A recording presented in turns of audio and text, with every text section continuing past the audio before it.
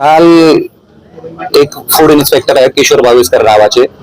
त्यांनी या एरंडोल शहरात 4-5 ठिकाणी रेड मारण्याच्या बहाण्याने आमच्या साध्या टपरीधारकांकडून 20-20 हजार 10-10 हजार अशा प्रकारची खंडणी ते इथून घेऊन गेले आणि काही विनाकारण 2-4 दुकानांवरती त्यांनी चुकीचे कारण दाखवून त्यांच्यावरती खोटे गुन्हे दाखल केले. त्यांच्यावरती गुन्हा दाखल करण्यासाठी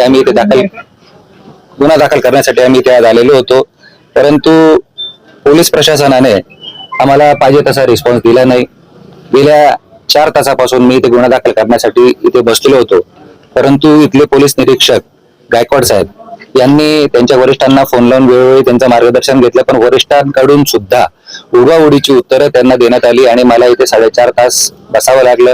शेवटी आमचे असंख्य सहकारी इथे जमा झाले, त्यांनी आंदोलन केलं. ते आंदोलन केल्यानंतर तेव्हा कुठे प्रशासनाला इथे पाझर फुटला आणि त्यानंतर आता या रात्रीच्या 10:30 वाजता त्यांनी त्या संबंधित कर्मचाऱ्यावरती गुन्हा दाखल केलाय. माझा एक सवाल असा आहे की या अधिकाऱ्याला वाचवतंय तरी कोण आणि कोणाच्या दबावाखाली ही यंत्रणा काम करते. काल सुद्धा इथे असं सांगितलं गेलं, जेव्हा अधिकाऱ्याला मी फोन केला तेव्हा त्या अधिकाऱ्याला म्हटलं, बाबा ते गरीब लोक आहे, त्यांच्यावरती कारवाई करू नका, जे सत्य असेल ते करा.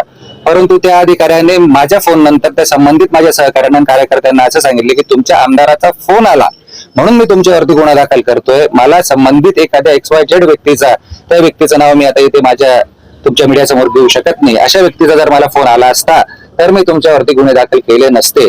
तर माझ्या मतदारसंघात हस्तक्षेप करणारी ही व्यक्ती कोण आणि ती व्यक्ती का हस्तक्षेप करते हा प्रश्न मला पडलेला आहे.